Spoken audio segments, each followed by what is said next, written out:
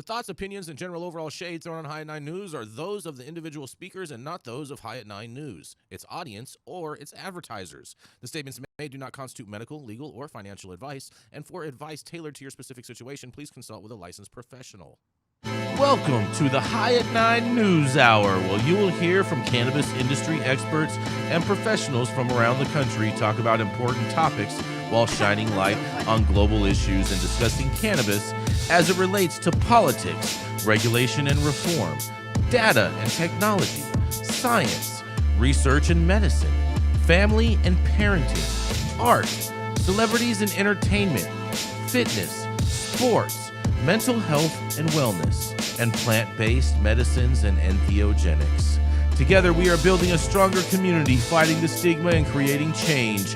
With your hosts, Jason Beck and Rico Lamitte, joined by special industry expert correspondents from around the country, and daily antics brought to you by Cannabis. Coming to you live every Monday through Friday at 9 a.m. Pacific Time and high noon on the East Coast. And thank you all for getting high at 9 with us.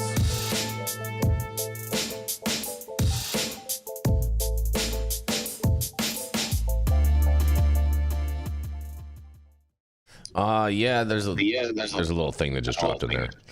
Good morning, everybody. That's right. It is Friday, November 15th, and today is, get ready, it's National Raisin Bran Cereal Day, you guys. Pause it.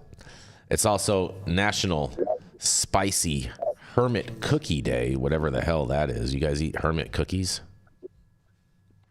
You're a hermit cookie, Jason. Stop the cap. This is for you, Rico. It's also National Bunt Day. Well, it got to be me. You're not a fan of. You know, I feel like they forgot the L. You're not a fan of bunt cakes? No, not at all. It's also National Clean Out Your Refrigerator Day. No. I think you should clean out your refrigerator every day, but whatever. And it's also National Philanthropy Day and America Recycles Day for all you greenies out there. You know, if people was getting money, you wouldn't need philanthropy. Fine. I love philanthropy. I'm a big fan of it. Yeah, tax write-offs. Anyways, thank you all for joining us and getting high at 9 with us. It's also high noon on the East Coast. And please remember to like, share, and subscribe to us on all social media platforms. You can look down below and up above on your screen to see exactly where we live on the internet. And we are live every Monday through Friday on YouTube, Rumble, Twitch, Twitter, Instagram, Facebook, and on our very own website at www.highat9news.com. So welcome to everyone joining us from any one of those platforms. And yes, that's right. We are going to kick it off fresh with the dope dad himself, Rico Lamitte. He is the man styling and profiling, got his hat on backwards today because it's a Friday, apparently. That's right. It is the dope dad himself, Mr. Rico Lamitte. Thank you, Jason. And I apologize in advance. I'm still a little bit under the weather. We got a little bit of a flu bug going through our crib this week, so let's get into it. Well, we're glad you're here and you could join us today, Rico. We like having you in person. I got my J's on, and this is the flu game, Jason. Yeah, sweats and comfies. I'm with it. Game 6. Game 6. But you know what? I really don't get the amount of shock and awe that we've witnessed as Americans over this last week. And I'm talking about the reactions to President-elect Donald Trump formally announcing that he will indeed be pushing forward with all them controversial policies that he floated on the campaign trail and putting them into law once he gets back into the Oval Office. You know, I don't really get, you know, the uproar from him appointing all of the controversial figures that he has openly surrounded himself with into high-level government positions. I don't understand why everybody's surprised. He said he was going to do it, so let the man cook. I think it's safe to say that the truth is finally setting in for some of y'all that these elections, they have consequences. And whether you like it or not, by unanimously voting Donald John Trump back into power, America has decidedly chosen to trigger a major political shift globally back into conservatism. worldwide conservative opposition parties have seized upon post-pandemic economic pain and gained the voting support of the masses. And as much as we all love Jason Beck, Jenny Beth Dills, and the rest of our conservative people, they are exceptions to the global rule. The overwhelming amount of conservatives in politics do not like cannabis, and there will be retribution for putting them back in power. Bloomberg's Petra Sorge wrote about this morning in an article about Germany's conservatives pledging to scrap cannabis legalization, cultivation, and consumption, all of which were partially legalized this year under liberal guidance. Here's what's happening. Germany's opposition conservatives, led by the CDU/CSU alliance, have vowed to repeal partial legalization in cannabis cultivation and consumption if they win the February 2024 elections. The legalization was introduced earlier this year by Chancellor Olaf Scholz's government, which also launched efforts to address abuse and protect minors. This came after a 2021 survey showing 4.5 million German adults had consumed cannabis within the previous year, particularly younger adults. The conservatives argue that the policy has increased risks of organized crime and societal harm. With strong polling at over 30%, the CDU-CSU could form a coalition government, but might face challenges reversing legalization if allied with Scholz's Social Democrats, who support giving the law a chance to succeed. Health Minister Karl Lauterbach defends the policy, emphasizing the need to make existing cannabis use safer. But the pendulum is swinging in the opposite direction. We don't want to smoke pot. We want safety and order, Tino Sorge, a health policy spokesman for the center-right CDU-CSU group, said Friday during a debate in the lower house of parliament. We will be implementing this after the next federal election. It is what it is, y'all.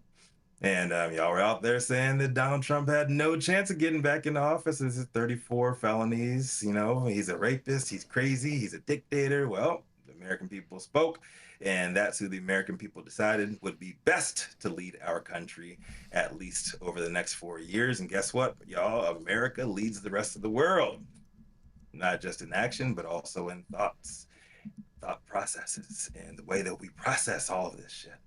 So I guess we'll have to wait until February to see what happens with the German voters, but it ain't looking so good for their nascent legalization movement under looming conservative rule.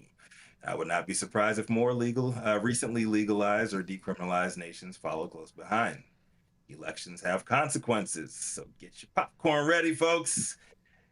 The New World Order has arrived. Oh, God. Meet the dad on the street for High at 9 News. It's the savior from the New World Order, I would say, more than anything, Rico Lamitte. Well, I don't think that they're going to have an issue. I think it will be fine, Rico. I truly do. I think that they're at a point where they've gone far enough that this is what the will of the people is going to be. So I don't know. We'll see. But I hope for my projects and everybody else's projects that Germany continues to move forward. I think they've done a lot of work on the research side. They've done a lot of work on patient access side. So I think they've done the right things, right? They're not just like wildly saying, here, weed for everybody and doing what we've done. Mm-hmm. So I think that the way that they've moved forward with legalization has been conservative enough that it could still stand. I agree with that assessment, Jenny Beth. I think this is just nothing more than just some political posturing that they're doing pre-election to say that they talked about it, whatnot, and then the will of the people wasn't there, and they're going to just back on up because ultimately they're going to see that this Trump administration is more of a pro-cannabis administration than other administrations have been in the past. Still 100% prohibited in Munich, in Bavaria, in the biggest, most populous city in all. That's totally fine. They did it the same way they did it everywhere else, Rico. These people have to operate outside of like major cities. But like, I'm just going to tell you because I was actually there for the World Summit that happened in Germany and sat there and spent 2 days chairing a conference where all of this was discussed, speaking with people who are actually there and live there and are policymakers. Mm-hmm. Rico, it's going to be fucking fine. Calm down. Exactly. Sky's not falling, Chicken Little. Take a breath. Oh, how about that? Yeah. Trigger. Is a German reporter on the beat down there, and they're moving towards conservatives, and conservatives saying, "Fuck cannabis." I mean, the world is moving towards conservatives, Rico. It's not just. It just is what it is. Only dumb conservatives are saying "fuck cannabis." Correct. Fair enough. They Fair should enough. actually just join the Democratic Party because that's where they belong. Yeah, that level of intelligence. Look at that. Hold on. Rico, your mic is super short, super quiet. I could barely hear you. I think you. Have No, the it's wrong mic on. it's not. No, it's not. We It's like it like Rico that. is sick, and so Rico. That's just how Rico is sounding today. No. Everybody else is like 10 times louder than him. We like him quiet. Or we just devolve into the new age, like right wing TV show here. Come on now, Stop the cap. Let's talk about. No, I'm dead serious. Let's talk about the story. This is coming directly from Germany, and this is an actual threat. Period. I don't. What's the threat? Germany. I don't see it as a threat, Rico. They're just providing lip service for their base right now. They're not actually going to act on this. I'm not buying the gaslighting. Yeah, it's something that's made up by someone to frame people who are conservatives into being framed like they're against this, but they're not. Mm-hmm. Most conservatives are pro-liberty, and most conservatives know that cannabis is one of those things that if you do at home, you're totally fine. Nobody cares. I'd like to hear from two more level-headed people. The doctors. You want to hear from the doctors? Dr. Mark, please. So are we saying that the Trump administration is conservative? They seem more radical to me than conservative. You know, Radical what? radically wanting to change the system. Yeah, that's what I mean, conservatives want. I mean, I'm all about changing the system. The system hasn't been working for us for a long time. No, So the word conservative means to keep things, to conserve, and radical means to change. So it Interesting. I like seems that. Like, what Etymology. are you? Are you conservative or are you radical? It's hard for. How about conservatively radical, Dr. T? Well, the challenge with that is that conservative. the challenge with that is that we're trying to conserve things the way that they were 100 years ago, not for the last 100 years. So in relationship to the last 100 years, yes, it is radical. But if you go back 100 years or before, it's not radical. It's actually perfectly conservative. That's what we're fighting for. Hold on. So you're trying to get back to the late 1700s? Is that what you're saying? 1700s is 100 years ago? You're not convincing me. I'm not in the mood for going back to slavery. I want to count from 2000 down 100 and see how we get to 1700. You said another 100 years after that, right? No, I said 100 years ago. That's all I said. And then the Jim Crow laws. Fuck that, man. Like 100 years ago. You're conflating things. Now you're just conflating things. It's fun. 100 years ago, trash. 100 years before. When it comes to weed, though, conservatives do want freedom. We really do. And yeah, that is radical. And there are a few outspoken conservatives that the liberals love to quote to say this is what conservatives want. It's not. I'm not talking about American conservatism here. We're talking about German conservatism here. And What does that have to do with Trump? They're explicitly saying what I'm talking about the fucking story, bro. This is the story that we're talking about. And in this story, Wait, why are you saying them? Because Dr. Talleyrand's the one that said Trump. So why are you snapping at anybody? talk about Trump. Trump's not a conservative. He's not. Oh boy. He's not. Yeah. Oh boy. Here we go. He's not. You're I right. thought you were talking about the fucking story. Move on, Rico. You're right. Yeah. Donald Trump is Talking about the story, Rico. he's a wrecking ball. All right. Well, can That's we what wreck through this conservatives are. story and into a commercial or something? Unless Dr. Yeah, Dr. Mark, you have any thoughts on this in regards with Germany and this propaganda piece that they're trying to promote? Literally. I think it's all a bunch of bullshit. See, Dr. Mark agrees it's propaganda. Thank you, Dr. Mark. Mm-hmm. See, Dr. Mark just said it's a bunch of bullshit. He didn't say what was bullshit. Why don't you dig deeper, Mr. oh Journalist? boy. Why don't you do your journalistic duty and ask him what is bullshit? Well, I would say, I agree with Jesse that most conservatives are for the liberty of being able to consume cannabis. Mm-hmm. But on the other side of the coin, an authoritarian state wants no one to consume cannabis. So I think there's a fine line maybe between conservatism and where this can potentially go, which is authoritarian. Fair enough. Fair I'm enough. more a fan of the libertarian angle, and I wish the libertarian rules would prevail. Yes. Here. Yeah. You know, that would be my choice. I have a lot of. I think we all agree on that. Yep. Right. Yeah. That's something we can all agree on. 100%. I totally agree with that, Dr. Mark. 100%. Yeah. And on that, but the party that's taking control of Germany is not libertarian, though. I'm just letting you know. Do your research on that. Well, fortunately, we're not living in Germany. We're here, right here in America, the greatest country in the world, Rico. It on my Zoom call with. That's right. And on that, we're going to go into a commercial. We're going to be right back. I guess you will. Mm-hmm.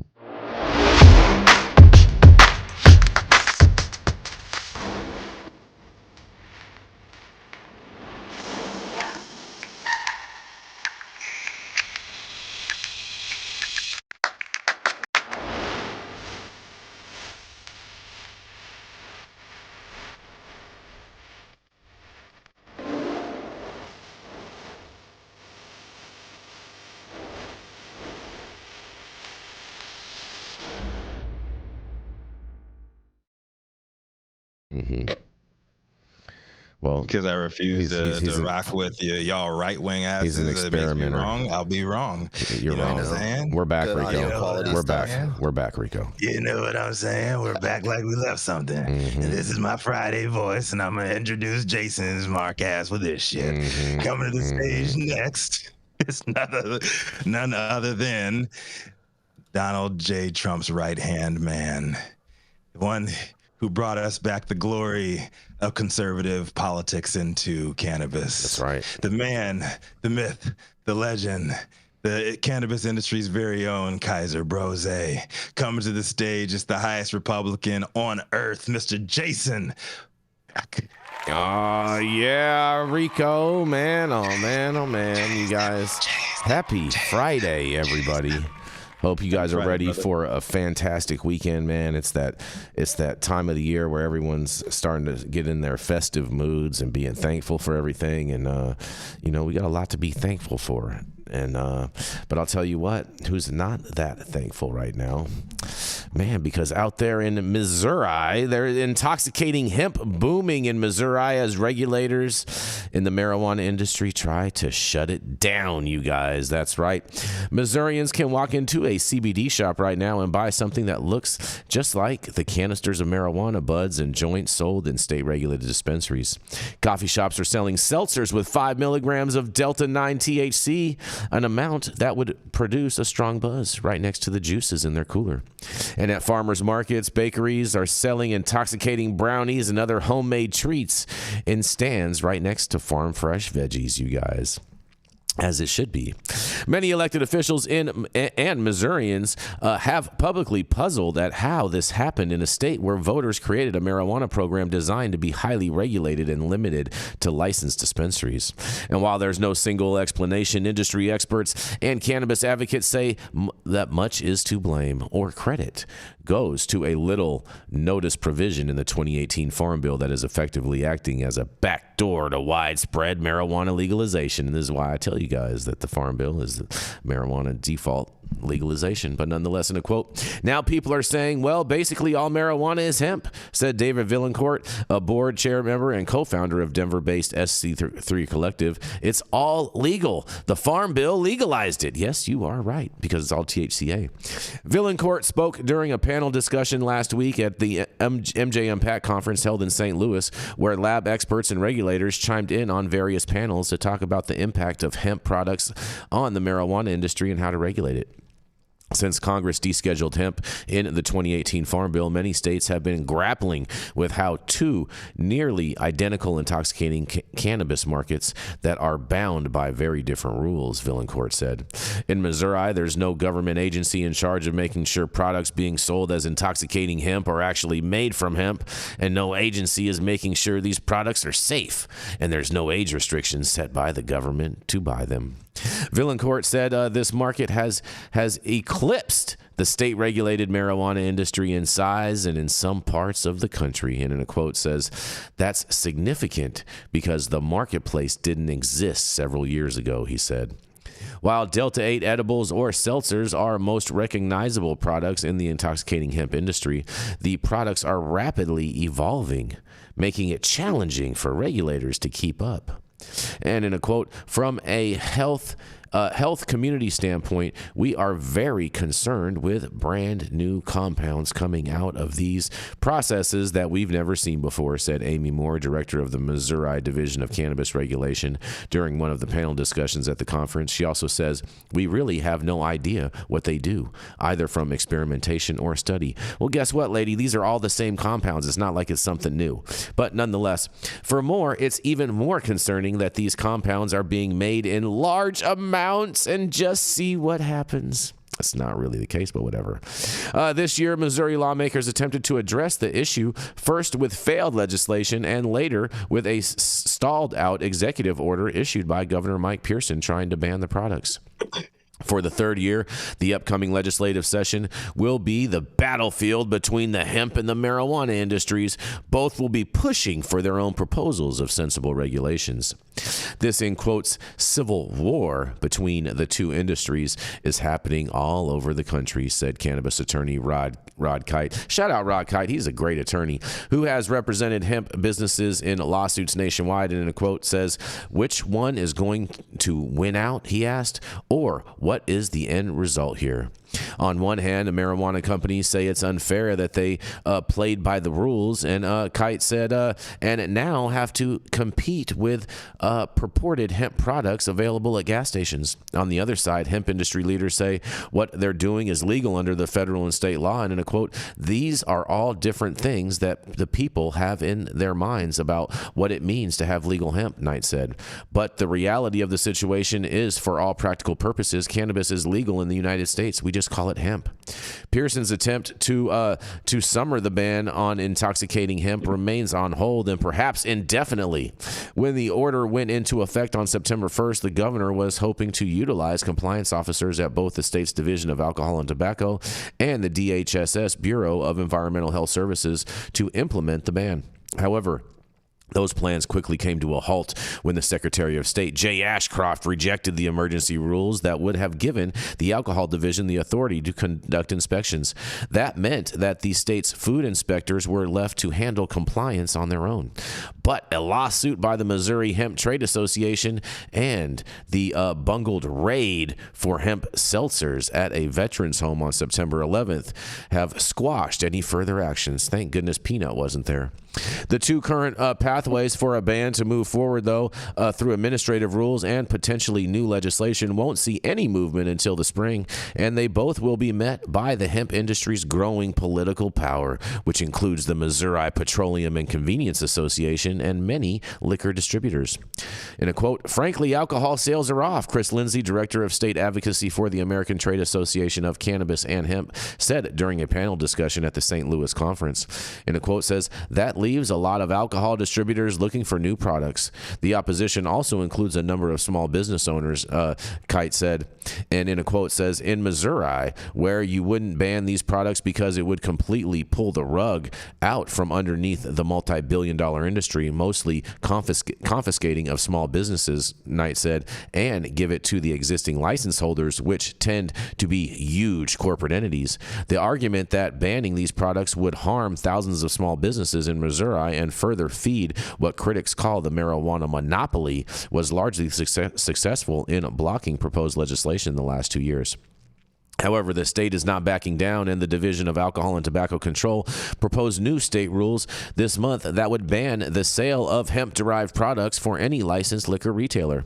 Those rules must be approved by a legislative committee that oversees administrative rules, and the Missouri Department of Health and Senior Services preliminary budget request for $877,000 to fund more food inspectors to implement Parsons' executive order. Those funds would become available as of July 1st if lawmakers approve the request as part of the state budget, and the department estimates that 40,000 food establishments and smoke shops and 1,800 food manufacturers could potentially be affected by the governor's order. The budget request states, in a quote, "But the majority of these facilities are at low risk of requiring investigation. It is estimated that all 7 inspection staff can conduct 2,900 to 3,500 site visits annually." It states the department also budgeted $160,000 to hire 2 full-time attorneys in the event that business owners challenge enforcement actions. On the other side, the hemp industry will be proposing its own legislation for regulations on these products, including testing, age restrictions, and packaging and labeling. Diana Elberburden, chair of the Cannabis Beverage Association, notes that THC seltzers and drinks are being sold at the country's largest liquor retailers, including Total Wine and more, just some of the things I've been telling you guys about. And that's even more of a reason why states like Missouri need to pass regulations to prevent an absolute disaster from happening, she says.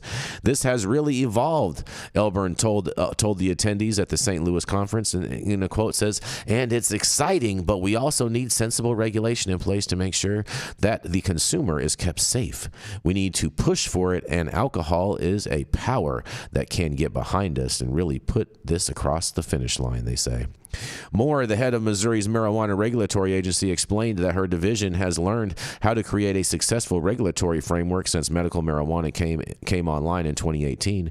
And if hemp products are allowed to be sold outside of dispensaries and their regulatory framework, it would be like starting over from scratch, she said. Moore said, "It's important to be very concerned about health and safety, which I think we all are," she said. "And I would say that it's a big project, a lot to be done there. One of the most common ways to make these products, and is often referred to as a loophole, is the convert the non-intoxicating compound CBD into the psychoactive compounds of Delta-8 and Delta-9 THC by using a chemical conversion." Several experts talked about this process, creating new compounds that have not been tested. And in a quote says, "You end up creating a lot of other chemicals besides the one that you're targeting, and it's very expensive to pull all that back out," Lindsay said. In an additional quote, "That's what companies like Pfizer and pharmaceutical companies spend a lot of time on," she says. "Because the products aren't being regulated, consumers have a false sense of security," he said. "And those concerns are shared by hemp leaders as well," Kite said. Fueling their push for regulations, in quote says, "We don't know how they interact with humans, and safety is a big concern," he said. However, Kite says he sees a shift in the industry moving away from the conversations and a lot of these strange sorts of cannabinoids. For the most part, you're beginning to see more and more products that are just sort of Delta-9, CBD, and THCA, he said. THCA is a naturally abundant cannabinoid that transforms into Delta-9 when smoked or heated, and since the 2018 Farm Bill, botanists have figured out how to breed cannabis plants capable of passing the only federal checkpoint required on hemp plants. A visit from the U.S. Department of Agriculture inspectors 30 days before harvest, and at that point, the levels of Delta-9 THC and THCA are below the federal threshold, he said. But both increase when harvested 30 days later. Kite believes there is lots of marijuana flower sold in dispensaries that would probably meet the standard of hemp as well, and it's a point that's being argued in the court, he said. THCA is the most abundant cannabinoid that cannabis produces, he said, and if there's any cannabinoid that humans have truly ingested for thousands of years, it's THCA. The hemp industry is moving kind of backwards towards this more natural sort of state of affairs, and I'm very, where'd it go? And I'm very, if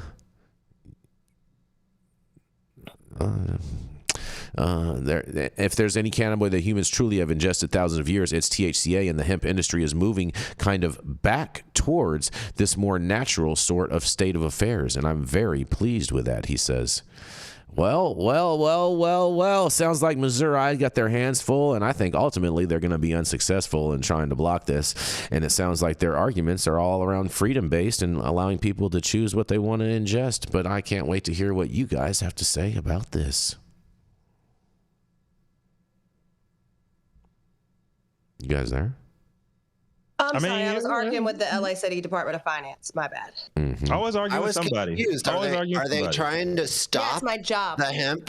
Are they trying to stop the hemp production in Missouri, or are they trying to promote it on the state level? Well, so both. It sounds like these regulators from the Cannabis Control Division are trying to stop it or say that it needs to be under their jurisdiction, which they're just trying to get more stuff for them to be able to have jurisdiction on. It sounds like, and they're trying to say that it shouldn't be sold in all these retail stores. That if we're going to have a limited marketplace, that it should only be sold in those places, which I'm not necessarily a fan of.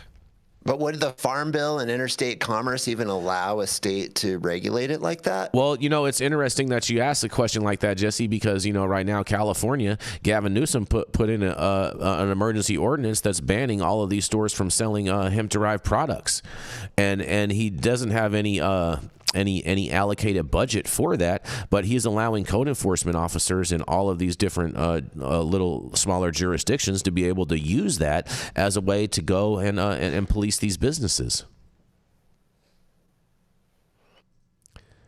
So, Jesse, is your head about to explode? What's going on there, bro? It is about to explode. I just can't understand it.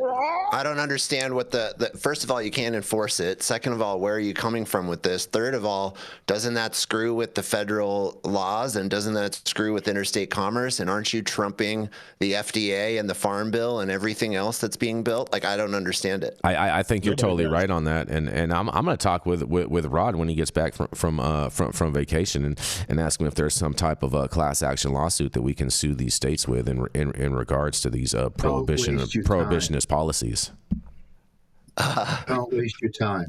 Why is that? Why you say that, Dr. Mark? Tight shills for the hemp industry, okay? Mm-hmm. He's an attorney who's highly paid by the deep pockets that are basically controlling the hemp industry to tell them what they want to know, right? Which is a selective interpretation of the Farm Bill. It says in the Farm Bill, you have to decarboxylate that, right? So anything high in THCA is going to be high in delta-9 THC, period. THCA is 87% by weight delta-9 THC. There is no loophole here, folks. These people are playing this off as a loophole, but they're doing it at incredibly high risk, but they got deep pockets that can basically shoulder the risk. That's it. They're making money hand over fist. Like Valancourt said, yeah, this market eclipses all the combined regulated cannabis markets put together, right? They have a bigger war chest. They have a larger addressable market. And the reason why that bill in Florida failed is because of the hemp industry, period. You think it's because of that? I think it's because of no home grow. Well, yeah, whatever, Not when it comes to people making billions of dollars. They like things just the way it is. Kick the can down the road on the Farm Bill so we can continue to make billions of dollars. This is just very, very apparent that that's what's happening here. And the people who, invested in cannabis licenses and have to get background checks on everyone, have to have a full suite of security cameras, right? Have to just go through all this over-onerous regulation. By the time they get a product to market, the hemp companies have beat them to market with a cheaper product, cheaper at retail. How do you compete when you want to send someone to a dispensary, buy a vape pen for $40 or $50? How do you compete with an $18 one that's on the internet? You don't. Well, the only way to compete with that is in the commodity market. We're in a commodity market where basically low price is going to win all day long. All day long. That's what the trap market teaches us, right? Well, that's what I was going to say, Dr. Mark. That's what I was going to say is the only way to compete with that $18 vape pen at the gas station is from the trap market. That would be $15. Yeah. So, Jason, I've said this before. I mean, I think if we end cannabis prohibition, this market for recreational synthetics, supposedly all coming from hemp, is going to basically end. So, I think Valancourt's got that right, that these two things should should merge. But see, he's got a dog in the fight because his company is all about regulation and Schedule 3 and yada, yada this. They need to end prohibition so people can grow their own medicine. But then what that's going to do is it's going to level the playing field between the hemp, the trap, and the regulated cannabis markets. And it's going to bring it all into one. People can grow tomatoes at home, but I'm not a very good tomato grower, so I go to the Amish farm on the other side of the hill to buy my tomatoes, right? He does a much better job. But, again, I think you have to take some of these things with a grain of salt because a lot of people have a lot of money at stake here, and the money is going to win. I think that's what this market is all about. It's all about money. Hold on, Dr. Mark. When you go to this Amish farmers market, do they have like rentable carriage and buggies, wagons and stuff that you can rent while you're there? Because I think that would be awesome.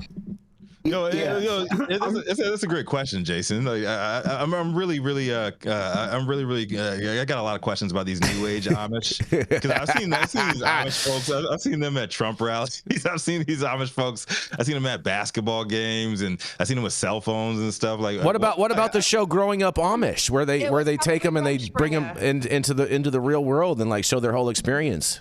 Like that's their Rumspringer, Jason. That's when they go and the kids get to go out for like whatever a month or whatever when they turn however old and sex, drugs, and rock and roll. And then they gotta go back and hide them at Margaret. Oh, Jenny, what was that hand gesture you just made? I was churning butter, Rico. I'm referring to the Amish market. When we live up here in Vermont right now. We used to have an Amish farm around the corner from us when we lived in Pennsylvania. Let me tell you something. They know how to make money, and they know what their brand is all about, because if you go there the Wednesday before Thanksgiving, right next to the horse and buggies that you're talking about, you'll see Range Rovers and BMWs and Mercedes, because everyone is online to get their free-range Amish turkey, their free-range Amish bird. When you get up to the front of that line, you'll see a 14-year-old Amish girl in a bonnet and dainty lace, rifling through a stack of 20s like a Vegas dealer. Okay. Oh, that's awesome. That shit came from Get Matt Gay. They know how to make money. And when it comes to agriculture, low cost production agriculture, organically grown, there is no one that can compete with the Amish. Amazing. Man, get it. I mean, and Amish grow weed too. They call it green corn. Have you ever smoked any Amish weed? Too, from what I hear.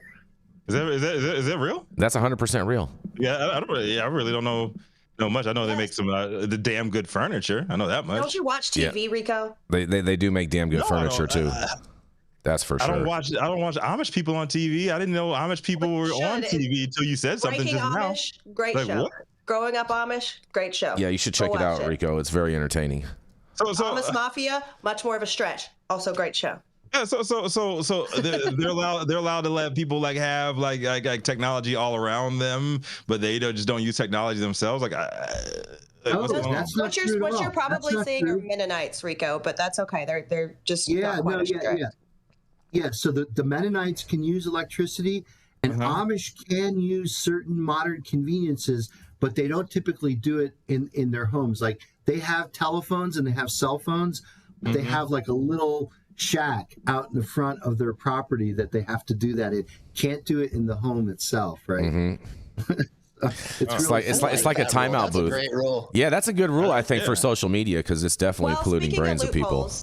And this article, I'll loop it back around to the article. I agree with Dr. Mark completely. When we completely deschedule, deal with everything from a federal level, then we'll shut this little loophole down. But until then, Jason's going to sell parody gummies. Yeah, make sure you head over to Parody Gummy, www.parodygummy.com, and secure your bag today. Amish make better THCA. And Parody Gummy makes better gummies. All right, so the A in THCA is for Amish. Oh boy. So it's 9:40. We've gotten through 2 stories. Yeah, I know. We're rolling right into Dr. Gene Talleyrand. He's the founder of Medican and the CESC, and probably at one point in time, he even wrote your parents' recommendation. Here to show you and tell you a thing or two about some medical science and data and knowledge is none other than Dr. Gene Talleyrand. Thank you, Jason. Happy Friday, everyone. My story today comes from NewJersey.com. The title is "A Huge Step to Help New Jersey Patients Pay for Medical Weed is Coming Soon. No other state has done this," by Susan Livio and Jelani Gibson. So I'm proud of this story. While the rest of the industry is struggling with supply chain, legacy markets, and overtaxation, New Jersey, my home state, is breaking new ground. It looked like your typical enrollment session at Trenton City Hall last month, with tables covered in pamphlets promoting the latest in dental and health insurance. A dozen years after New Jersey allowed the sale of cannabis, medical cannabis products will be among the benefits available to government employees for the first time next year. Employees of the city of Trenton, Orange, and Teaneck will have the opportunity to sign up for discounts on cannabis and telehealth consultations through a benefit known as Benabis Health. Benabis Health is a company that has brokered discounts between dispensaries and patients since 2020. Benabis is also in negotiations with other cities and towns to join, said CEO John Agnos. Cannabis has always been expensive, with New Jersey products among the most pricey. Benabis's goal is to help normalize cannabis as medicine, says co-founder and president Don Parisi. What's happening with Trenton is so profound that, to our knowledge, it is the first time in U.S. history that an employer who is not already in the cannabis industry is offering to make cannabis accessible as an employee benefit, Parisi said. So this is not only a local milestone, it is likely a first in national history. The collaboration is between Aetna, the insurance carrier, Leafwell, a telehealth company, and Broadreach Medical Resources, a pharmacy benefits manager. Medical cannabis has to resemble healthcare from all aspects, said Agos. This is what this collaboration will do. It's seamless. You will not feel any different from going to get an antibiotic versus cannabis, except your access point will be a dispensary. Signing up for Benabis will save patients at least 15% off the regular price. So a quick look at menu prices for an eighth of an ounce range from $36 to $70 for medical patients who already get a 15% discount from the price charged to non-patients. That totals 30% off for Benabis members. Founder and president of Safe Access, Steph Scherer, welcomed the news, calling it really exciting. We've seen this with other alternative care discounts for chiropractic services and acupuncture. Now the model is being accepted for cannabis, Scherer said. One woman on disability took a second job mowing lawns to cover her cannabis costs. She broke her arm and wondered if we could help her find discounted cannabis. The needs of the medical cannabis patient have definitely taken a back seat to recreational consumers, Scherer said. Dispensaries stock fewer products that patients want. Patients and adult consumers want something very different from the plant, she added. The last thing you want as a patient is to search for something new if you found something that works. Ann Davis, an attorney and Benabis board vice chairman, is among the patient testimonials. She's used cannabis exclusively for 11 years to manage muscle spasticity and fatigue from multiple sclerosis. Cannabis has helped her avoid the side effects of pharmaceutical drugs. I've had great success across the board. For me, I use it every night before bed, Davis said. I can't stress enough how valuable it has been. Cannabis remains illegal under federal law, even as the Biden administration has begun the preliminary work of rescheduling. Keeping cannabis a Schedule I drug has not only prevented clinical trials, it has reinforced the stigma that persists among physicians. Wanting to learn more about medical cannabis, one patient asked her doctor. He said, I have no idea. I can't advise you, explained the patient. But we are at an inflection point. The discussion of rescheduling is opening the minds of practitioners and patients alike. Cannabis helps deliver discounts to patients from dispensaries in Delaware, Washington, D.C., Maryland, Massachusetts, New Mexico, and New York. Bringing the health insurance model to these states is part of the plan, Aga said. So this is an interesting way of normalizing cannabis. Will Californians adopt this approach? Could accepting insurance be the way dispensaries survive? What are your thoughts? This is Dr. Jean Talleyrand with High 9 News. This is some great news, Dr. T. We just keep on getting more and more stories with these positive medical discoveries, when we've all known anecdotally for years that this stuff is working. You know, Nathan, you're going to have to find another comment for after all of these, because you keep saying the more and more stories we find, the more I like. Are we gonna get copay weed? Are we gonna be able to get copays for weed? That'd be dope, man. Go get me a sack for $10. Right. You know what I'm saying? You're in a high deductible plan. You blow through that 6 racks, and guess what? That would be the most amazing Let's thing go, if baby. insurance Let's paid for cannabis. I'd probably smoke more. Do you think that they're going to certain meds are controlled, and you can only get so much once a month? You think they're going to cap it at once a month? That's when you say stop. That's when you say stop the cap, Rico. I mean, there were patients in Colorado that were able to get their insurance to reimburse with certain plans. So, I mean, I don't know if they were going to cap it. I think it would definitely be helpful especially for families who are struggling to get by and to get their children or whomever the medicine they need. I think it would definitely be helpful for the insurance companies to step up and take some of this burden on. Well, the incentive for Aetna, the insurance company here, is that if they're insuring a patient, especially like that patient with MS, rather than paying for expensive drugs, they have to pay for cannabis. They probably are saving a lot of money with it. So I don't see them needing to cap it unless it's a financial decision. And it sounds I love that. I have Aetna, and I hope they bring that shit to California, man. I might stay. You know who's not going to like that? Big Pharma's not going to like that. And I want to see what happens when Big Pharma and the insurance companies are now going toe-to-toe, because the pharmaceutical companies are putting out these drugs that are so expensive that, you know, the insurance carriers are like, nope, we're not covering that. It's not formulary. It's not whatever. Like, you can't get this. You have to try X number of, generic subpar drugs first before we'll approve this one for you. So maybe we've created a war that needed to happen a long time ago for overall healthcare costs in the United States. Well, they got to deal with Mr. Maha himself now, though. They got to deal with the RFK Jr. So that's a positive, right? Yeah. Hey, promise kept, Rico. That's right. That's what I'm saying. That's what I'm saying. If he's going to be in charge, he's going to protect us all, right? You know who's not going to like this? Is promises. It's true. All right, 9:48, moving right along. Dr. Mark, did you have anything? Oh my God. Wrong one. There it is. You guys are tripping. Dr. Mark is not going to opine.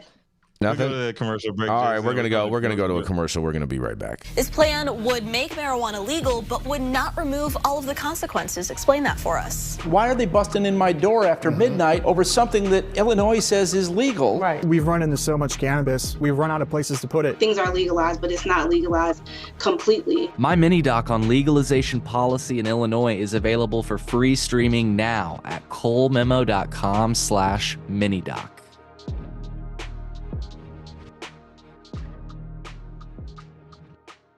Whatever you're doing, make sure that you smash that like button. I know we'll appreciate it. You'll appreciate it, and YouTube will appreciate it. Also, make sure you subscribe to the channel if you're not subscribed already, and all of the articles that we cover on today's show will be up on our website in just about an hour or so. And also, too, make sure check out the Green Party. They are in need of some financial help to help relieve some of their campaign debt and whatnot, and we want to do all that we can to help them out. The website is in the description below, as well as their cannabis policy, so please do what you can. Help them out as much as you can. The Green Party. Damn. not. I feel like I was beating the kids in the other room and somebody opened the door because Jason didn't tell me we were coming. I'm Jason Beck, and this is Smoky Vanilla. And if you want to feel as good as I look, then you need to get a stretch and smoke with Smoky Vanilla. Hi, I'm Smoky Vanilla. I have my bachelor's degree in kinesiology, and I'm a sports massage therapist and stretch coach. I focus mostly on individuals that are in sport with chronic pain or injury. I love to intuitively create and customize a session based on the individual that I'm working with. We'll go over a few postural assessments, work together to create a wellness journey based on the health history, past injuries, or anything still affecting you today. And we'll get you back on your feet right away with less pain.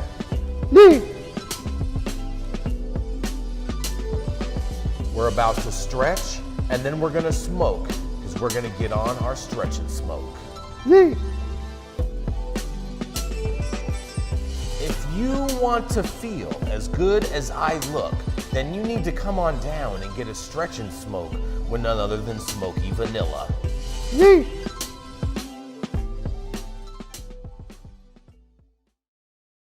All right, y'all, get your blue books ready because the anti-booth professor of truth is in the building.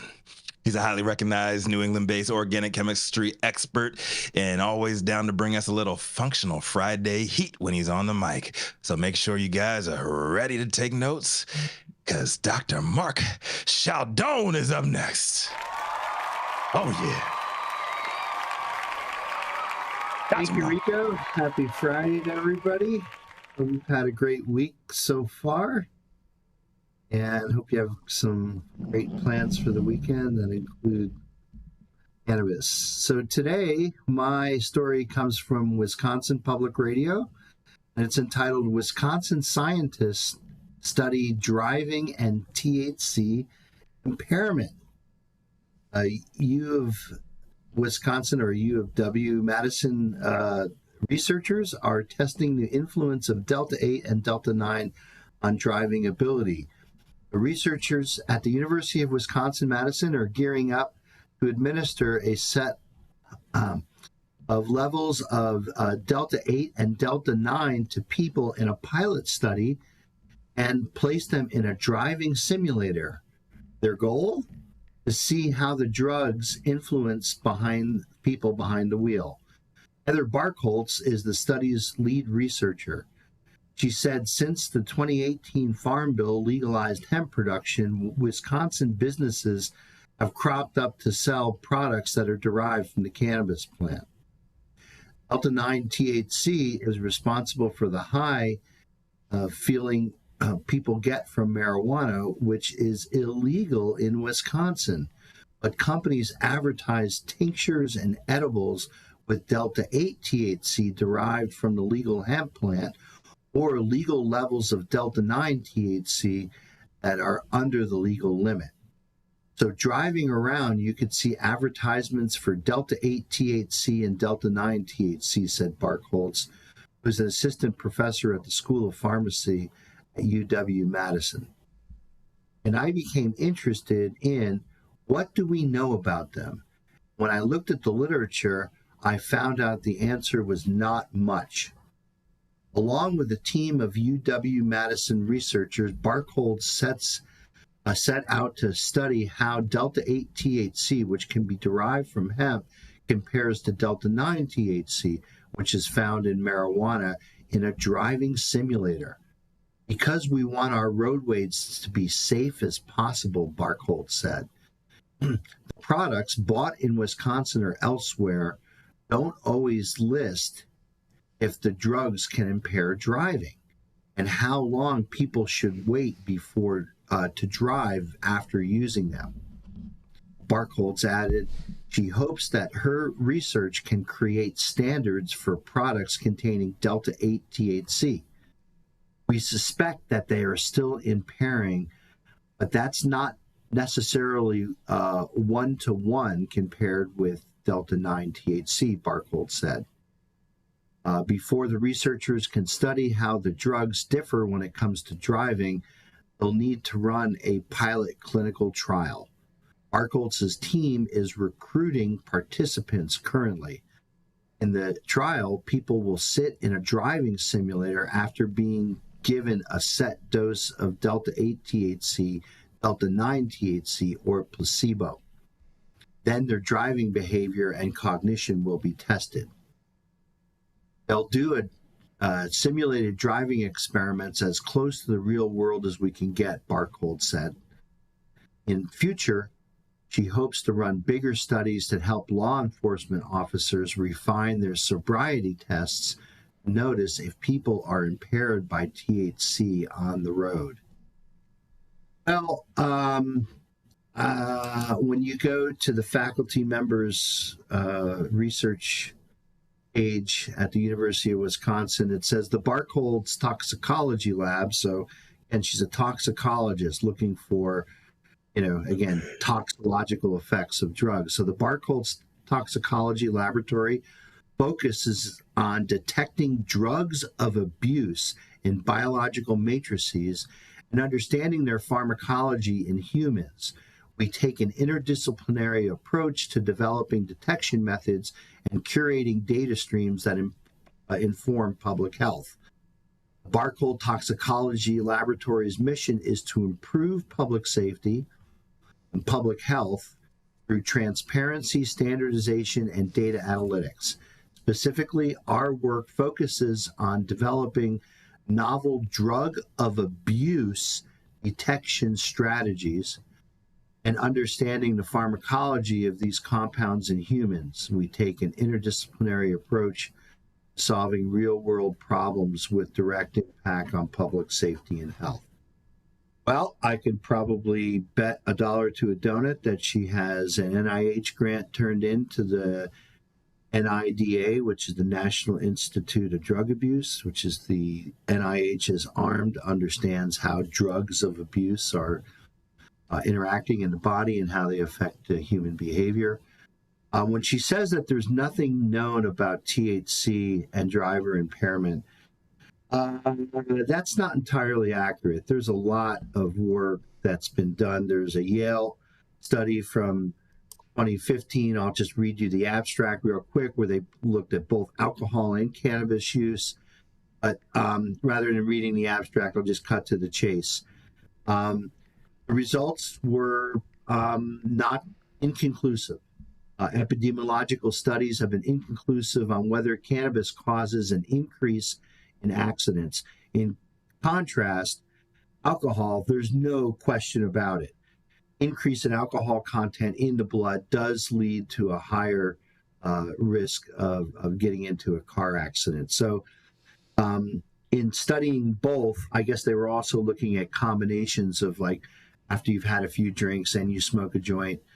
But I think the interesting aspect about this is because you can't necessarily equate like you can a blood alcohol content level to driving impairment. You can't necessarily do that with cannabis, because we know cannabis is metabolized in a very different way in the body and actually stored in fat. And we all know that you could smoke a joint today and get cannabis tested a couple days from today and still have some of the metabolites in your blood. So just doing a blood analysis doesn't really tell anything. I guess the significance of being able to begin to study this is to do what I think we all know anecdotally, which is that you could use cannabis and it not really impair your driving skills acutely like the way alcohol can. Now, I'm certain that that's a very subjective thing. I'm sure Dr. T would agree that cannabis affects people in different ways, and maybe 9 out of 10 drivers would be perfectly okay after smoking a joint and then driving a half hour later, where you're going to have that one driver who smokes a joint and needs to lie down for a couple hours before they can function properly. So it's going to be very subjective. But I like the fact that, and I would take it that she's again applying for NIH funding to now try to make the connection between THC use, and she's studying Delta 8, which I think is pretty interesting. Delta 8 is about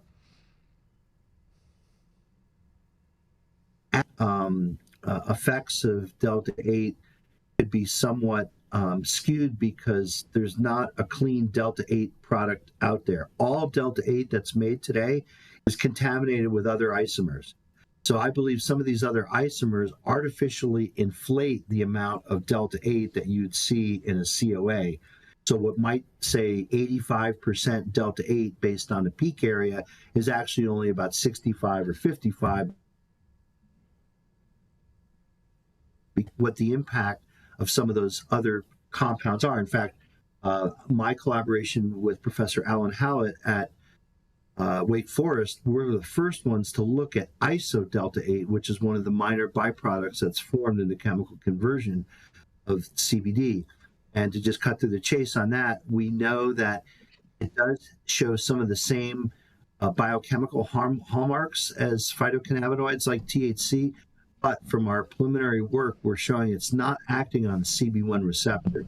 So that's a different biological target to which it elicits its action, which is exciting scientifically, but maybe pretty alarming from the point of view that people are consuming products that contain some of these minor isomers, and we really don't have a full understanding on what their impact is on long-term health in humans. And so that's why I pretty much push back on trying to regulate Delta-8, because we just don't know what the consumption of these minor products that are in all Delta-8 products today means to humans. I think humans want to get high, so give them Delta-9. They don't need Delta-8 if they have access to good Delta-9. The other thing that I think is pretty cool is that having a driving simulator is really important, because you don't want to send people out on the road. You want to be able to study them. It'd be interesting, kind of like a flight simulator. This is basically what pilots use before they get into an aircraft. So it'd be interesting to see what the results are from this. I think, can you lose your attentiveness when you're super high? Can you lose certain aspects of your driving skills when you're super high? I think you can. And so maybe across the board, in most cases, if someone just takes a long hit before they leave their house, they're probably going to be fine.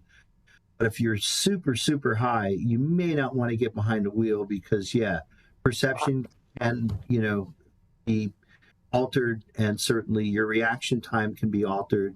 And you can get so into the Grateful Dead that you're listening to on the radio, you forget that there's a Mack truck that you just rammed into. So maybe, again, we take one step at a time. I think it's good that they're trying to connect driving impairment with THC use, as opposed to, THC levels in the blood or the saliva or any other bodily fluids. But that's my perspective on this story on this wonderful Friday here from the campus of St. Michael's College in Colchester, Vermont. I'd be interested in what the other correspondents have to say on this story. Dr. Mark, I think it's very ironic that that this woman, she got the inspiration to do this study from a billboard, which is actually distracting her. Right. Distracting her more than She's not paying attention to the road. She's looking at billboards. Oh my gosh. Billboards can be distracting, right? Right. Oh, the good ones are. No, those California little smart-assy ones where the guy who's doing it is like giggling to himself, tickled as he's typing it in. No, I think you made a good point. I don't think you should really want to drive or get behind the wheel of anything like that if you've had too much of any substance, right? So, I mean, I've definitely been too high to drive. I'm pretty sure, anybody who's got any experience for any amount of time with cannabis, we used to just... Yeah, I mean, just for example, I've taken a dab where I'm like, whoa, I'm totally glad I'm not behind the wheel of a car, right? You sit back in the chair and you're like, I need a minute or two to gather my thoughts, some really good live resin or rosin, right, Jenny? I mean, there's definitely times when you're like, whoa, I'm glad I'm not behind the wheel of a car. So, yeah, I don't think people are like bringing rigs in their car and ripping dabs going down the highway. I don't know, maybe they are. Well, shit, we used to. I used to have an ex who had an e-nail in his car. Terrible idea, by the way, also for many, many, many reasons. Well, like those, they make a lot of devices that are car friendly now that actually fit in your cup holders. I used to smoke in the car all the time, but that was young me when I didn't have the world to lose, and I don't know. I could. I do think smoking and driving is more of a younger thing. I think that's realistic. Yeah, I also have noticed as I get older, I just get higher. I don't know if it's because my job has become much more like regulatory in nature, and so I can't just sit there and smoke all day because I'm running dispensaries and cultivations and shit. Or is it because, I'm getting older and my tolerance just isn't what it is because I'm an old lady now? Maybe it's from the massive increase of THC percentage that we're seeing in all of this flower. I don't know, because I was eating 1,000 milligram edibles and I was taking dabs of, concentrates that were really well made. But back then, just because it said 1,000 milligrams didn't mean it was 1,000 milligrams. I mean, I remember when they used to use X's 2 days, Jason, as the strength. Jenny Beth, Jason, I can't believe you just said that THC percentage might be the reason that she's getting higher. I was being sarcastic. You need to retract that. I was being 100% sarcastic. I know I did. Okay. It's just because it was a sarcastic statement, Jesse. Jenny Beth, did that e-nail that your ex had, did it have a cigarette lighter power source? Oh, what? Oh, yeah. Yeah. That's awesome. I mean, I've got videos of me driving down the road between Pueblo and Colorado Springs taking dabs like a jackass. That's like evidence. a jackass. That sounds like evidence. Not after 7 years. Not after 7 years, it's not. Yeah, we're past the statute of limitations. So now it's called history, Rico. No, it's called history. And Hawaii Sustainable, I'm not a fucking lightweight. I'll smoke you under the table, but I just don't want to be obnoxiously high anymore. Dr. T, I mean, what do you think about this? They're saying that a part of the brain that basically doesn't affect any of your motor skills when you're driving is the main part that when you smoke you're enjoying. How nuts is that? You're on mute, Dr. Dr. T's mute. Yeah. I'm not sure I get the question. Do you mean the CB1 receptor? Yeah. Or? That's from my understanding of how I understood that story, and please, doctors, if I'm wrong, correct me. But basically, a portion of your brain that you don't necessarily use when you're driving is one of the main parts that is affected when you're consuming cannabis. Yeah, I didn't get that from the story. Motor coordination is definitely affected when using cannabis. That's part of, and the CB1 receptors are everywhere. They're in your thalamus, which is a network of emotions and motor coordination. So I don't know where they're getting that. Dr. T with the double entendre there too. Motor coordination. I see that. Ooh, I see what you did there. I have a question for the doctors that's kind of referencing this. Go for it. In your experience, musicians and people from all kinds of professional things like that, they report anecdotally having improvements of those things with cannabis. So like musicians often say, I play music better, which is all hand-eye coordination and all speaking multiple languages at once, especially if you read, write, and are listening to the music. So there's multiple things. That seems to contradict to me these very black and white studies of like, can you drive or can you not? Yeah. Has anybody ever done any studies on that and like the relationships there?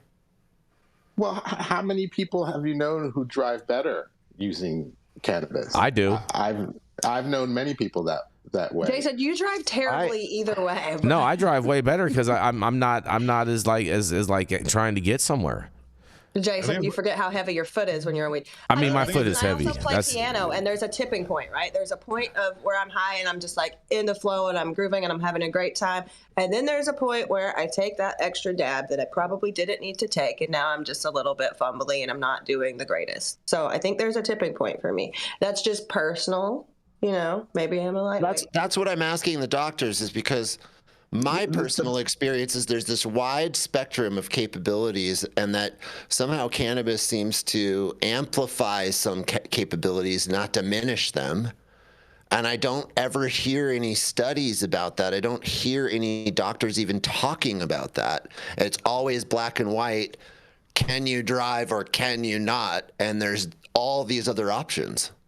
Well, the people who are funding the study are trying to look for punishment, right? They're not trying to educate you, make you know better. They're trying to charge you with something, put you in jail, charge you with fines. And they're hoping that cannabis behaves like alcohol, but it doesn't. It's, fundamentally different. It's not water soluble, right? And you can't detect it. It stays in your system longer, so you can detect it but not have any effect from it. So it's problematic. But look at who's funding the study. They're looking to punish you, right, for using cannabis, not educate you, right? And that's the problem. Hopefully, John, hopefully this study and others like it will create a body of literature that will ask the fundamental question. Right now, scientifically, the people who have investigated this says it's inconclusive. So I think when a new scientist like her sees this, they're like, inconclusive. I could come in and maybe do some research and try to make it, either it is or it isn't. But maybe this will be the work that'll create a body of scientific literature that'll tell us emphatically, I think what we already know anecdotally, which is that it's not like alcohol where you can take a certain amount and have a certain blood content and you shouldn't be behind the wheel. I think what I'm hearing, I totally agree with what you said, Jenny. You could be high to the point where it doesn't really affect your motor skills and you're not really having any increased chance of getting into a car accident, but you could get totally stoned where maybe just for a few minutes or, I don't know, a fleeting period of time, your CB1s are completely overwhelmed and you just want to sit down on the couch and you don't want to be behind the wheel.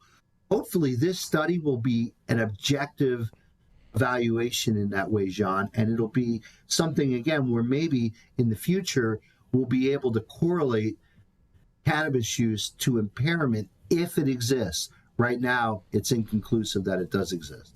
And it won't ever exist because of the variability of how people respond to the plant. They're going to be chasing this forever and never going to find anything. But if they had the desire to educate you, they could reduce accidents by simply doing studies to educate you. Some people can take 100 milligrams and drive 6 hours, no problem, while some people can take 5 milligrams and they don't go. There's some people who have smoked the flower and passed out, right? What's happening there? If you're sitting there smoking as you're driving, that's not a good idea, right? And so you just need to know yourself and understand how this plant works for you and avoid these situations. But I'm not looking to put anybody in jail for it or punish people for it or just educating will reduce the harm, not punishment. I kind of like what Victoria did, right? In Australia, is they've changed it to where it's not an automatic 6-month suspension because you had cannabis in your system. They want to look for things like signs of visible intoxication, so actual impairment, as opposed to just is there cannabis in your system or not. You know where they should be looking, Jenny? They should just be looking in their ashtray. That'll tell them everything. Unless they took a dab. No, they probably have Q-tips in there then. Unless they ate an edible. Just saying. They're just high off their ass on parody gummies. All right, moving right along. Moving right along. We're going to roll into our final commercial. We're going to be right back. Are you a business that's suffering from the hyperinflation that is plaguing America today? We have the solution for you. That's right, Patriot Business Financing. Head on over to www.patriotbfc.com and apply for a loan up to $2 million. Any state, any industry, even the cannabis industry, the CBD industry, as well as the industrial hemp fiber industry. Secure up to $2 million today, and make sure that when you apply, you tell Paul you said hi from High at 9. No, coming up Jason's next. That's story right. took Well, 10. we're already back, Jess. We're already back. We're already behind time. You guys we're behind time. So coming up next, that's right. It's America's sweetheart, Miss Jenny Beth Dills. Damn, I don't have a job no more, Jason? That's crazy. All right, so I'm super excited that Dr. Mark is still here and Dr. T is here for this story. because the potential of cannabis in managing Parkinson's disease is a topic that's recently been highlighted in an article by Melissa Ratliff, a registered nurse and legal nurse consultant. Parkinson's disease, or PD, is a progressive neurological disorder affecting millions of people around the world, characterized by tremors, muscle stiffness, and difficulty with balance and coordination, making everyday activities a challenge for those living with the condition. Parkinson's occurs when nerve cells in the brain responsible for producing dopamine, a chemical that regulates movement, begin to break down.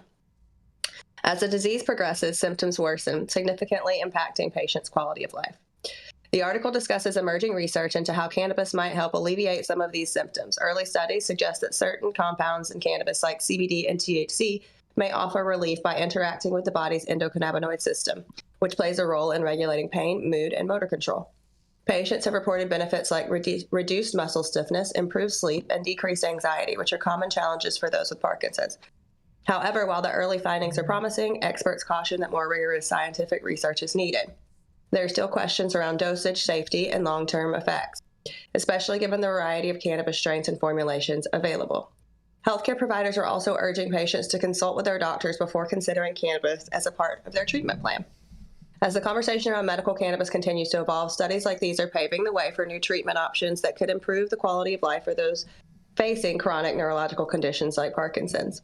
I kind of wanted the doctors here for this because I wanted to kind of dive a little bit more into what parts of the endocannabinoid system are regulating. I mean, obviously, we know that CBD kind of helps bring body back into homeostasis, but I wanted to hear you guys' opinions on this, so I'm going to shut up and let the people who should be speaking on it speak. So, Dr. Mark and Dr. T.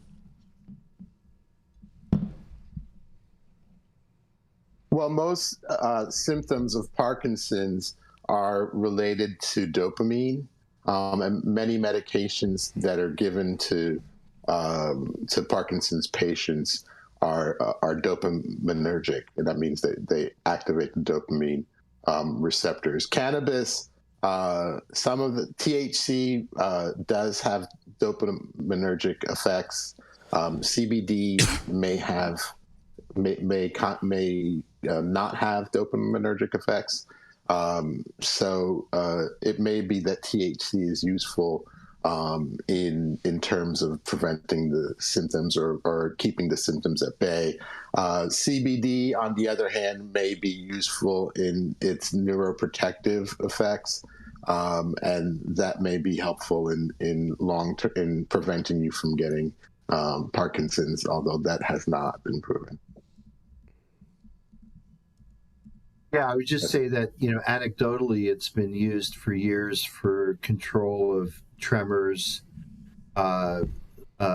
depression, helping with sleep, controlling pain. And, I would say that, like Dr. T said, there is maybe connections through the dopaminergic system, the, endocannabinoid system, which is sort of in place to maintain homeostasis, has secondary effects on that.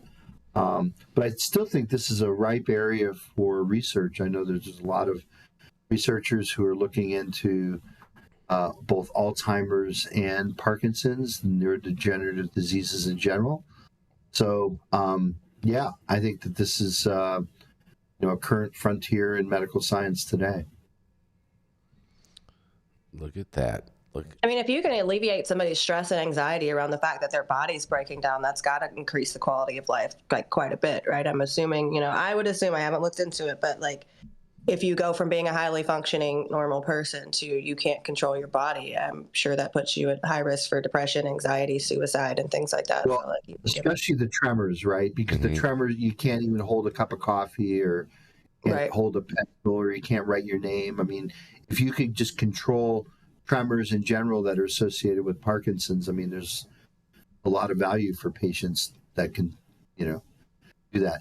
I think there's again, anecdotal stuff on YouTube and whatnot. Dr. T, I don't know if you've ever treated a Parkinson's patient, but I've seen someone who is having tremoring use cannabis and then the tremors go down in intensity. You can't deny that there's an effect there. Dr. T, do you have any practical experience treating Parkinson's? Oh, absolutely. There are many patients who have Parkinson's who I've consulted with who say it improves their tremors for many things: tremors, mood, flat affect, again, motor coordination. All of these are affected by the endocannabinoid system. And so, in fact, I've been wondering, but it looked like Biden had been getting some Parkinson-like symptoms, so it might be useful for him to try a little THC. Oh, I like what you did there. The Michael J. Fox Foundation is really huge on cannabis research and eliminating federal prohibition. It has helped him immensely. It's a good ally on our side on that. All right, Rico, you ready? You ready to introduce Jesse so we can keep it moving. Absolutely. For all you guys? I mean, we got Squatty Potty in here. Ooh. Oh boy. Up next, y'all know who it is, or maybe you don't. It's good to have you back, my man. For those of you who don't know this widely experienced branding veteran, he is a Faja. He is a brand builder, and he is the man who helped us launch this this show a couple of years back, and is glad to see you and your bright red face with us, Mr. Barney. Coming to the stage and closing us out today is no other than Jesse Barney. Play with the applause. Brother. That's what I'm talking about. You got the applause. Adam's in the building today. Yeah. Okay. So here's my story today. Massachusetts regulators and OSHA say ground cannabis dust a hazardous chemical following true leave worker death. Regulators outlined recommendations and rules related to creating a safe working environment for those working with cannabis. 2 years after the death of Lorna McMurray at a Massachusetts marijuana manufacturing facility owned by Florida-based True Leaf Cannabis Corporation, state and federal regulators labeled ground cannabis dust as a hazardous chemical for employees, according to a new health and safety bulletin. McMurray's sudden death was attributed to inhalation of the dust, which triggered a fatal asthma attack. The Massachusetts Cannabis Control Commission said this week that it's urging marijuana businesses to closely adhere to workplace safety guidance from the U.S. Occupational Safety and Health Administration in order to keep workers safe, and that OSHA has been on the proverbial warpath to enforce relevant rules. Going forward, the commission is advising licensees engaged in marijuana processing to protect employees from hazards associated with cannabis dust exposure by using engineering controls like local exhaust ventilation, plus administrative controls like limiting employee exposure during the workday, the CCC said in a press release. The commission recommends that licensees provide personal protective equipment and appropriately manage medical situations when they arise. The bulletin notes that while True Leaf eventually settled the question of legal culpability this past summer with both the state and OSHA with a $350,000 fine to the state and its initial $15,000 fine to OSHA, regulators have since cited other cannabis companies in Massachusetts and other states for also failing to evaluate and classify ground cannabis dust as a hazardous chemical. Federal law, the bulletin notes, requires that employers evaluate the hazards of chemicals they produce and prepare safety data sheets to convey the hazard to downstream customers and exposed workers. All licensees should be aware that ground cannabis dust is a hazardous chemical and that OSHA has issued citations to licensees who have failed to evaluate and classify accordingly. The bulletin warns, licensees should evaluate the workplace safety and health risks, including but not limited to skin and respiratory sensitization by an allergen associated with ground cannabis dust generated during the processing of marijuana in the workplace. Since this is a long, long story, so I'm going to stop it there. I think we get it. I have had personal experience with this. I've worked in a trim room. I've worked on the farm. I've been in a spot where tons of hash and trichomes and leaf particulate is in the air, and it is no fun. It's not good for anybody. If you've worked in that environment for any length of time, you end up wearing a mask or something pretty quickly, unless you're kind of daft, I suppose. So to me, this is a common sense thing. I don't understand how large processors don't already just immediately understand that there's dust and trichomes everywhere and that breathing that is terrible for you. It's just obvious. So I'd love to hear what everybody else has to think. Rico, you with us? Yeah. Oh, Rico. Man, I'll tell you what. True Leave.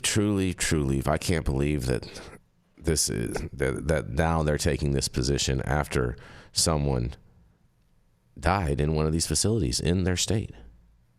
Well, before they took that position, they made sure to get their fines reduced as well. That's exactly part of my point. They don't give a damn. You know what? Kim Rivers' kitchen table costs more than they paid for that woman's life. That's right. That's right. Yeah, that's facts. And you can't. It's not like they didn't know. There's no way that they had that large of a facility and that the employees hadn't said something. In fact, if I remember right from that story 2 years ago, people had said something. I think she had actually mentioned that she was having problems in the weeks and months leading up to the fatality, and they just ignored it. So this is a common sense thing that they just ignored because they had to put in some ventilators and ask people to wear masks. Yeah. And Nick says in the chat, he says, this is why having air quality professionals create a safe air plan for your facility is so pivotal. Absolutely. Nick's selling today. Nick's selling. He's trying to help them out. No, I hear you. Listen, I mean, I worked for a facility in Colorado for one day because they were basically, I was coming in to be management and to be upper management, but their company policy is you have to go through all the steps, right? So like you have to start, well, not all the steps. You have to start in like the cultivation in the trim room, work that, however many shifts, whatever, and then you're moved to whatever position you're going to be in. So day one, I go in, their shit's covered with PM. I ask for a mask. I'm like, this is gross. Probably should be sending this off and not whatever. And they got all weird because I asked for a mask. I'm like, you know what? I got to go. That facility was owned by doctors. P.S. Yeah, shout out to the young jerks, man. Shout out to the young jerks, my man Mike over there, who broke the story first when nobody would really pick it up. Even the local news would not pick this up out in Massachusetts, and he was the one who put it on blast and got national recognition for the Lorna McMurray story. And remember, we've been covering this story from the absolute jump. And it's a shame what came of it and how long it's taken for them to even take action, right? And so especially when you see Rico how much money they put into a failed initiative, right? And they pulled all of that out. They pulled all the True Leave locations out of Massachusetts, and the community that was safe harboring them and would not speak an ill word of them suffered immensely because of that. All those jobs were lost, all for what, right? And so maybe this, a little bit of optimism into this new administration that's coming in. Maybe they can reform the shit out of OSHA too and find out what the fuck happened out there and why True Leave got that less than a slap on the fucking wrist for this woman's life. Yeah, facts. Straight up. Facts. I've seen code violations more expensive than that fine. Real talk. You can get a Honda Civic cheaper than that, bro. You can get probably 3 Honda Civics for that. Just saying. No, it needs to be done. I think we're all on the same page there, and workplace safety should be paramount. And I know you don't like it, Jason. I know a lot of people don't like it when I bring up the union talk, man. But unions do have a place, and that's to protect workers in situations like this. But here's the counter to that is they have unions in Massachusetts, and the unions didn't really protect this situation. Didn't do nothing. They weren't allowed to be unionized at the time. We covered that part of the story too. Yeah, that's true. I mean, still the unions still should have been stepping up just out of the fact that they couldn't. They tried, and they're the ones who amplified the story. Where is the personal responsibility for all of the employees who are witnessing this happen and not standing up to their bosses and saying, we will quit? Capitalism, man. Bro, people still got to pay their rent, bro. People, you can't fault them for that. That's insane. That's insane. We're being there's a lot of people into needing to pay rent. So there's a lot of people that risk our lives. There's a lot of people that will do that. Yeah, yes. the town was dead. The town was dead before Truly that came makes in no there. sense. There was no economic. There was no jobs there. There was no jobs there, bro. Nobody, not even the mayor wanted to talk about it because Truly produced so many jobs in that small town. Like that small town in Massachusetts. What was the name of the town? I don't remember the name of the town. I don't know what's blowing my mind. But they had more jobs and more licenses, more cannabis licenses in this small town than Boston. Mm-hmm. Yeah, but what I'm saying is you have to realize how many people witnessed this going on and let it keep going on. Oh, that's the point. Nobody took personal responsibility besides her. Clearly, she spoke in the up. absence of money, clearly, you're asking people to choose between putting food on their table and snitching. No, I'm asking people to hold the companies that they work for accountable. That's called personal responsibility. That's how we actually maintain. What happens? This is what we call like abuse of power. This is why a lot of people don't call out their bosses for sexual harassment because they're afraid of losing their jobs. They're afraid of being able to pay the bills, bro. Stop being afraid of losing your job. There's way greater things to be afraid of. Not in Holyoke, Massachusetts. There aren't way greater jobs to get. That's a mental thing. No, it's not, Jesse. It's not, Jesse, because I've watched cannabis companies go in and save towns that have completely lost all industry. If there are no jobs available and you have children to feed, unfortunately, people aren't going to stand up. And you might disagree with that, and that's totally fine. It's not the right thing to do. I stand up and say shit, and that's why I have 3 fucking friends, right? But people aren't going to do that when they have 6 kids at home and they finally got a fucking job because there's finally a company big enough to employ them in Holyoke. Well, this is going to keep happening until people as individuals are willing to group together and stand up against things like that. Well, I think at this point, because it's happened and the woman has died and it's been exposed to this level, I would take the onus off of the other employees at this point, and I would say it's going to keep happening because the government cowed down to Kim fucking Rivers and Truly knocked these fines down and said, hey, Kim, we care less about this woman's life than we do about your continued tax revenue generation. Yeah, that's my point. That's exactly my point. That's why it lands on the shoulders of the people, because you can't depend on the government to actually do the right thing here. They never will. They never have. If the government wanted to do the right thing, they'd do away with capitalism, but that's not what governments do. Stop it. That's not what governments do. Stop it. That was a joke argument. Look at Dr. T with the thumbs up. Yeah, let's do away with currency and money and merit. That's a good idea. Keep it 100, man. Dr. T, I love you, brother. Yeah. He's turning up over there, Dr. T. And that's how you end the show, Jesse Barney. Thank you all for joining us for yet another episode of High 9 News. You can catch us live weekdays. Excuse me, got a little bit of phlegm up in that. Easy there, easy there, little lung butter over there. Stop. It might be Keith. It might be Keith. Oh, catch us boy. live weekdays 9 a.m. Pacific, high noon on the East Coast. Big shout out to the super fans getting their comments posted live on the bitch. Do we have any today, Jason? No super chats today, unfortunately. Hurt my heart, y'all. Right. Hurt my heart. Sad. Big love to all of our live audience and online supporters catching us across all media platforms, tuning in each day to the headlines of chaos, also known as the developing cannabis industry. Our vetted correspondent team tuning in from all over. Thank you guys too. We really, really appreciate you and your variety of respected opinions, bringing those to the table. Our production team, Cloud Media Partners, Adam and Millie behind the scenes, always keeping us up to speed in our AV struggles to a minimum. Always Cannabis Sativa L, the reason why we show up to read these stories every day. Thank you too. It has been Friday, November 15th, 2024. The show's over. We've all been blessed with the top industry headlines. Hope it's enough for you to put in your pipe and smoke at least until Monday. My name is Rico Lamitte, the dopest dad on the street for High 9 News, cannabis industry's #1 daily news show. And we're going to pop things out to the new guy, Jesse Barney. Why don't you take us out today, my man? Have a wonderful Friday, everyone. It's been awesome. That was Stay creepy. triggered.